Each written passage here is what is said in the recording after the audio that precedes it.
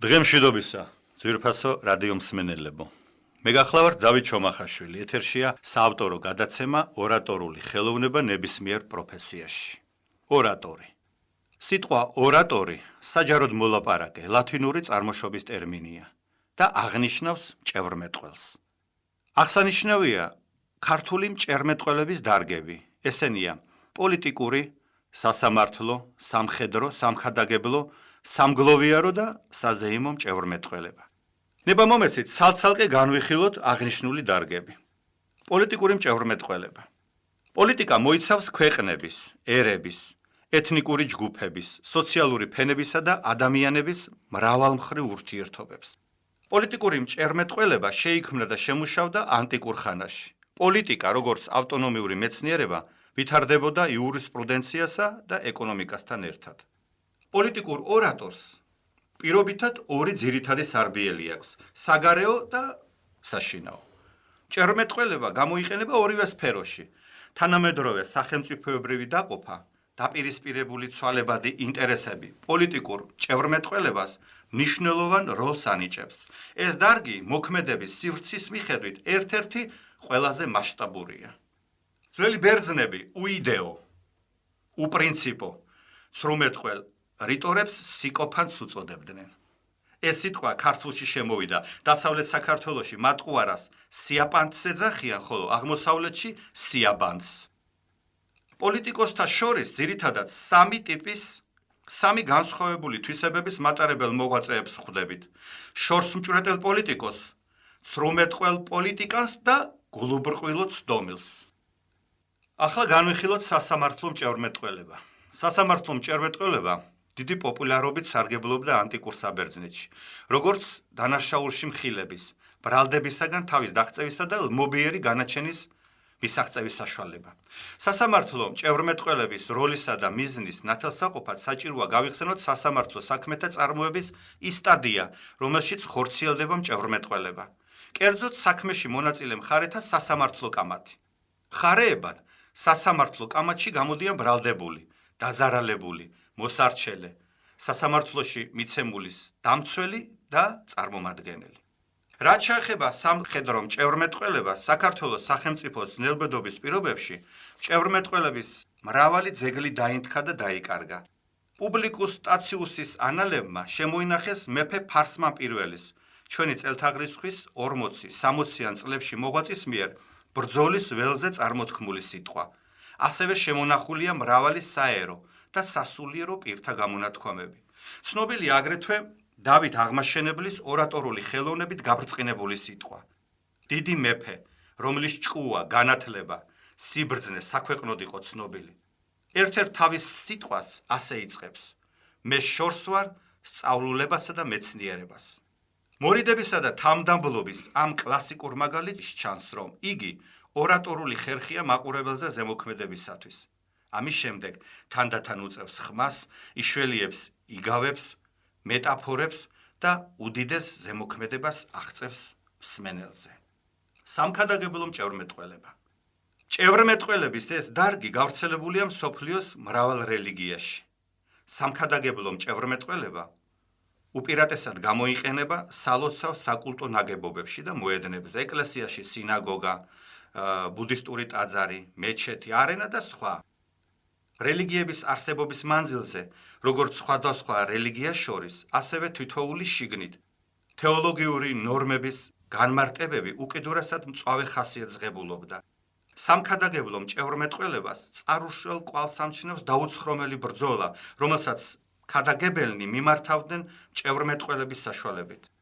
სამქადაგებლო მჭევრმეტყველების წარმომადგენლებს საკუთარი მსოფლმხედველობის დაცვა მრავალი მოწინააღმდეგისაგან უხდებოდათ: წარმართებისგან, ურწმუნოებისგან, რეფორმატორებისგან და ასე შემდეგ. რაც შეეხება სამგლოვიარო მჭევრმეტყველებას. სამგლოვიარო მჭევრმეტყველება ძველ საბერძნეთში ეპიდექტიურ მჭევრმეტყველებად იყო ცნობილი. ჩვენ დრომდე მოღწეულია მრავალი წერილობითი ძეგლი, ეპიგრაფიული წარწერა, რომელთა საშუალებითაც აღვადგენთ წარსული დროის ადამიანთა ცხოვრების სურათებს, საშინაო და საგარეო ომებს, ბრძოლის ეპიზოდებს, თავდადებულ გმირებს, აღმშენებლობას და სხვა. სამგლოვიარო ტექსტები უხვადაა მოპოვებული როგორც მიწისზედა ნაგებობებში, ისე სამარხებში, ტაძრებში, პირამიდებში, კლდეებზე, სვეტებზე. ქართულ სამგლოვიარო მჭევრმეტყველებას გააჩნია წმინდა ეროვნული და თვითმყოფადი, შემოქმედებითი წყარო, ხალხური სიტყვიერება, რომლის მდიდარ წიაღში პოულობს ის უამრავ ძვირფას მასალას, ახალ-ახალი მჭევრი ფორმების შესაქმნელად.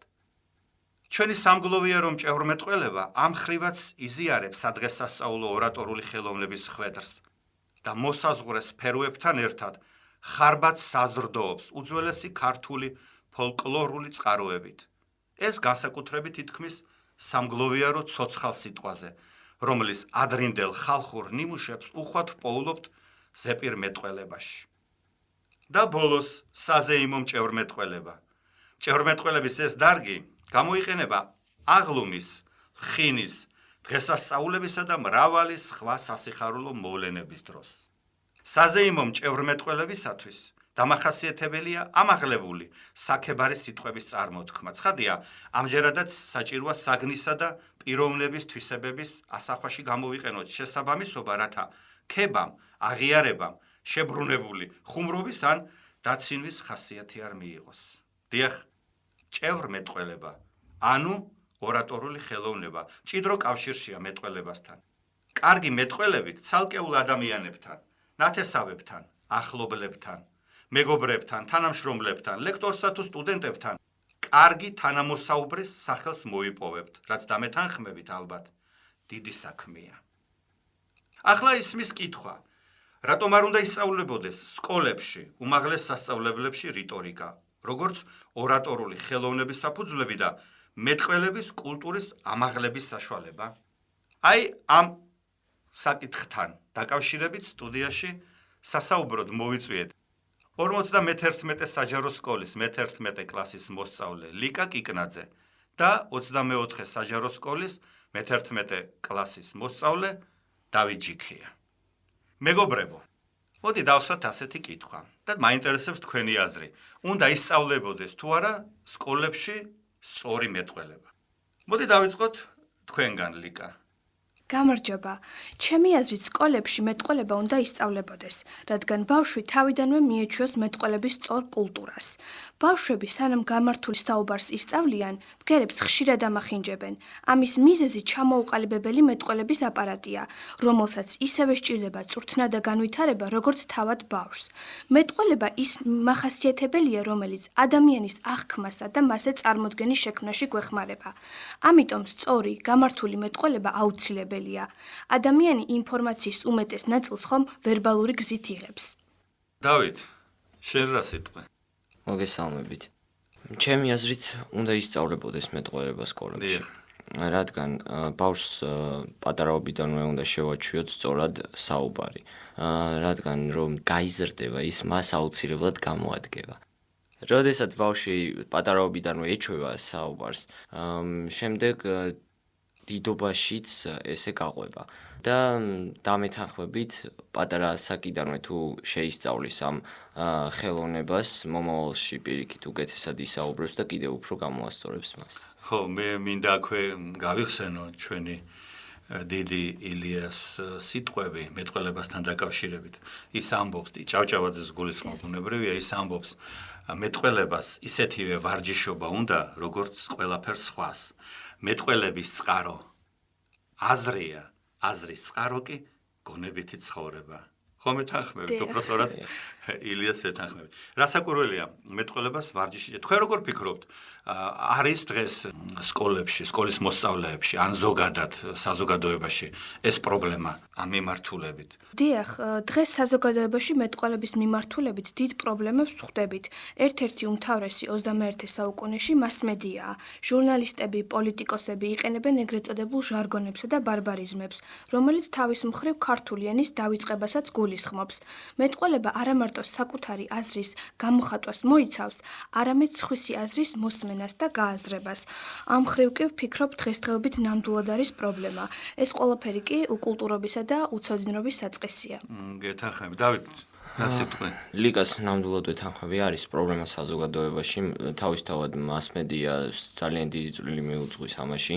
არის ბარბარიზმები, რომელსაც მინდა ვაღიარო, მეც ვიყენებ ხოლმე, მაგრამ მართალია ეს იწვევს საკუთარი ენის დეგრადაციას. დაგნინებას, დეგრადაციას, კი ბატონო. გეთანხმებით, მაგალითად, מחვილებთან დაკავშირებით, ხა თქვენ ჩამოთვალეთ ეს პრობლემები და მე კიდევ დავამატებ ერთ პრობლემას, რომ არის מחვილებთან დაკავშირებული პრობლემები, რომელიც ქართული მეტყველება ამას ვერ იტანს. აი მაგალითისთვის რომ ვთქვათ, დღეს ჩვენ სტუდიაში მოვიწვიეთ, ასე შეიძლება ესეთი მაგალითი გვეთქვა. კი ბატონო, გეთანხმებით. მაინც აი თქვენ როგორ ფიქრობთ, ეს პრობლემა არის და რამ წარმოშვა ეს პრობლემა? აი რა არის ამისი მიზეზი, რომ აი დღეს ასე ჩემი აზრით, საკითხი. ჩემი აზრით ეს პრობლემა გაუნათლებლობამ და უსწავლელობამ წარმოშვა. ტელევიზორში, საზოგადოებაში, ოჯახში მოსმენილი საუბარი ხელს უწყობს ბავშვის მეტყველების ჩამოყალიბებას. ყური ეჩვევა არასწორ საუბარს და აქედან წარმოიქმნება ეს პრობლემა. ეს პრობლემა ჩემი აზრით წარმოქმნა იმან, რომ მეტყველებას არ ექცევა იმდენი მნიშვნელობა, რამდენიც განათლებას. კი ბატონო, საინტერესოა და საერთოდ თქვენ როგორ ფიქრობთ, ახლა ჩვენ ორატორობაზე ვსაუბრობთ, ორატორულ ხელოვნებაზე უпроსტად და რა არის გარდა მეტყველებისა, რა მოეთხოვება ორატორს, თქვენ როგორ ფიქრობთ? მაინტერესებს თქვენი აზრი ამასთან დაკავშირებით. ჩემი აზრით, კარგ ორატორს მოეთხოვება ადამიანთან კომუნიკაციის დამყარება, უნდა შეძლოს კომუნიკაბელურობა, სისხარტისა და ლაკონურობის გამომუშავება, კამაცა და პოლემიკაში წარმატების მიღწევა, ინტონაციის მართვა, უნდა შეძლოს სხეულის ენის ფლობა, ანუ ჟესტიკულაცია. კი ბატონო, გეთანხმებით. დავით.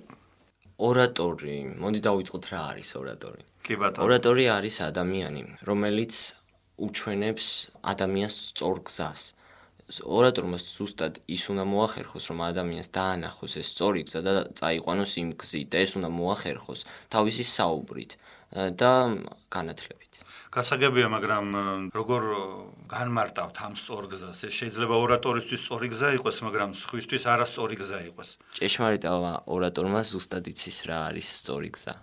გასაგებია. კი ბატონო, თქვენი აზრია, მე პატივცემ თქვენ აზრს. მე მაქვს ინფორმაცია, რომ თქვენ სწავლობთ ორატორული ხელოვნების აკადემიაში. თუ არ ვცდები, არა? კი ბატონო. საინტერესოა და აი ამასთან დაკავშირებით მინდოდა ორიოდე სიტყვა გეთქვათ აკადემიასთან დაკავშირებით. რა იყო თქვენი მიზანი ორატორული ხელოვნების აკადემიაში სწავლის? აი რატომ შეხვედით აკადემიაში? გასაგებია, რომ თქვენ აღნიშნეთ ეს პრობლემები, რაც მეტყველებასთან არის დაკავშირებული, რაც ურთიერთობებთან არის დაკავშირებული. გასაგებია ეს ჩემთვის, მაგრამ კიდე თუ არ რაიმე ისეთი, რომელმაც თქვენ დაგარწმუნათ, რომ უნდა გესწავლათ ორატორული ხელოვნების აკადემიაში. სუფთა ცნობის მოყარეობამ, სწორედ ამიტომ მივედი ამ აკადემიაში. შემდეგ შევისწავლე ძალიან ბევრი რამ, რაც საჭიროა ორატორმა იცოდეს და საზოგადოებასთან ურთიერთობაში ეს ნამდვილად დამეხმარა. ადრე სანამ ამ აკადემიაში მივიდოდი, ასე ვთქვათ, ბლუყუნებდი, მაგრამ აი ახლა საკმაოდ დავხვეწე ჩემი საუბარი. და იმედი მაქვს, რომ კიდე უფრო უკეთეს შედეგს მივაღწევ. კი ბატონო, ლიკა თქვენ? როგორც მოგეხსენებათ, ამ აკადემიაში ვსწავლობთ ფსიქოლოგიას, მეტყველებას და ორატორულ ხელოვნებას. ნებისმიერ ადამიანს ეს ყველაფერი დაეხმარება წარმატების მიღწევაში, ნებისმიერ პროფესიაში და ასევე ყოველდღიურ ცხოვრებაში, ადამიანთან ვერბალური და არავერბალური კომუნიკაციისას. კი ბატონო, საინტერესოა და მაინც რამოდენიმე თვის განმავლობაში ისმენდით ლექციას. ბუნებრივია, თქვენთვის გასაგებია, რომ თქვენი სურვილი იყო ზოგისთვის ცნობის მოყარეობა, ზოგისთვის უკეთესი მეტყველება, ზოგისთვის უკეთ საზოგადოებასთან ინტეგრირება და ასე შემდეგ და მაინც რამდენად შთამბეჭდავი იყო და მომხიბლელი იყო თქვენთვის ეს. თითოეული ლექცია განსხვავებული და საინტერესო იყო ერთმანეთისგან, როგორც პრაქტიკული ნაწილი, ისე თეორიული. თითოეული ლექციიდან ვიგებდით სიახლეს და არც ერთი ლექცია არ გავდა ერთმანეთს. კი ბატონო, ესე იგი როგორც თქვენ თქვით, სწავლობთ სამ საგანს, ხო? მეტყველებას, ფსიქოლოგიას და ორატორულ ხელოვნებას. მეტყველებაში რა სწავლობთ, აქედან დავიწყოთ. მეტყველების საგანში. რა თქმა უნდა, სწორი საუბარი და არა მარტო სწორი საუბარი, ჩვენ გვაქვს ზოგადად საუბარი ზოგად საკაცობრიო თემებზეც, რომელიც ვფიქრობ ადამიანის განვითარებისთვის უპირველესია. ფსიქოლოგია ეს ის თემაა, რომელიც ვფიქრობ ყველა ადამიანს დაეხმარება ნებისმიერ პროფესიაში და არა მარტო ნებისმიერ პროფესიაში, ყოველდღიურ ცხოვრებაში, საკუთარი თავის აღმოჩენაში და სულიერების მაღალ დონემდე მიღწევაში. და რაც შეეხება ორატორულ ხელოვნებას, საგანს, ორატორული ხელოვნება, რა თქმა უნდა, პროფესიაში ნებისმიერ ადამიანს გამოადგება, არ აქვს ამას მნიშვნელობა, რა პროფესია იქნება და რა გადაწყვეტილებას მიიღებს ადამიანი. და თეორიასაც თქვენ აღნიშნეთ, რომ დიახ, ორატორულ რა თქმა ხელოვნებაში უნდა. თეორიასაც სწავლობთ და პრაქტიკასაც. აი რა იგულისხმება თეორიაში და პრაქტიკაში. დავით, რა სიტყვე? თეორიაში გვასწავლიან როგორ უნდა ვისაუბროთ სწორად, როგორ უნდა წავიკითხოთ სწორად, მაგრამ პრაქტიკაში უკვე სხვა კუთხით უნდა შევხედოთ ყველაფერს, რადგან რამდენადაც არ უნდა იცოდე თეორია, პრაქტიკული გამოყენება ცოტა რთულია. მაინც შეიძლება ის ყველაფერი ვერ გამოიყენო რეალურ ცხოვრებაში, რასაც ისწავლი. ზოგიერთ ადამიანს ნამდვილად აქვს ეს პრობლემა, მაგრამ ჩემს შემთხვევაში ამას პრაქტიკულადაც ვიყენებ, თუნდაც მრავალ პროექტში ვარ ჩართული, სადაც ეს ძალიან მჭირდება და მინდა აღვნიშნო, რომ ყველას მოსწონს ჩემი გამოსვლები. სასიამოვნოა. მასდამე თქვენ ფიქრობთ, რომ თქვენ გაიზარდეთ დიახ. ამ მიმართულებით. არა მარტო საუბრის მხრივ, არამედ სულიერადაც, რადგან ორატორული ხელოვნების აკადემიაში მუდამ იყო სულიერებაზე საუბარი და განათლებაზე თავისთავად.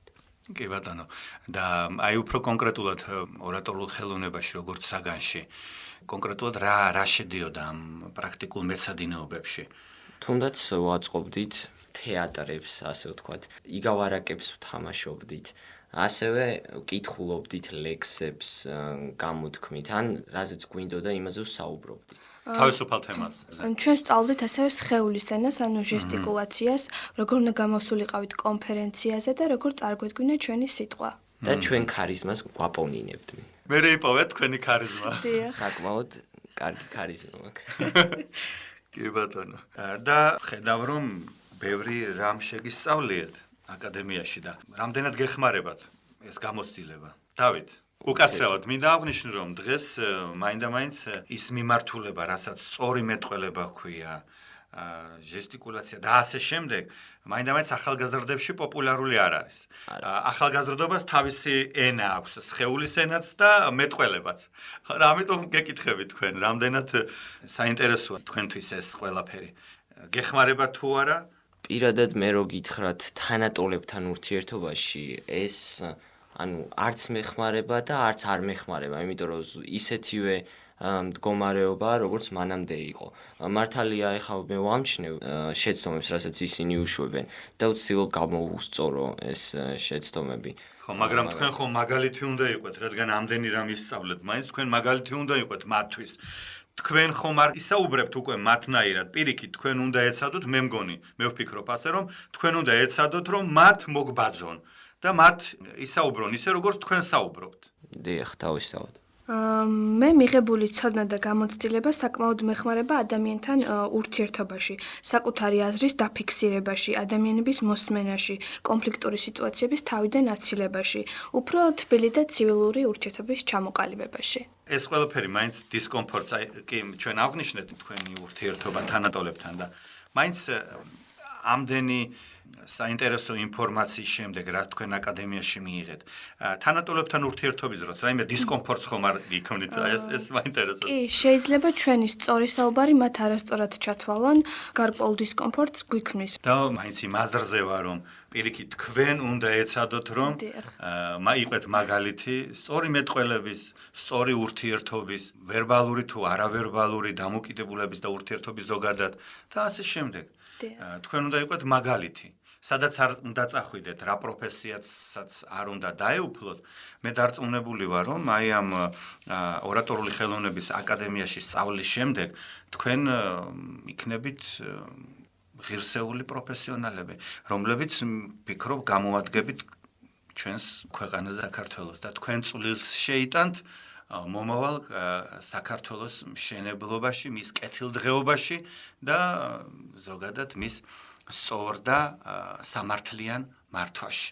მოდი, ამით დავამთავროთ ჩვენი საუბარი. დიდი მადლობა მობრძანებისთვის, თქვენი აზრის გაზიარებისთვის. მადლობა თქვენ მოწვევისთვის. დიდი მადლობა. მადლობთ რადიო მსმენელებს, დიდი მადლობა.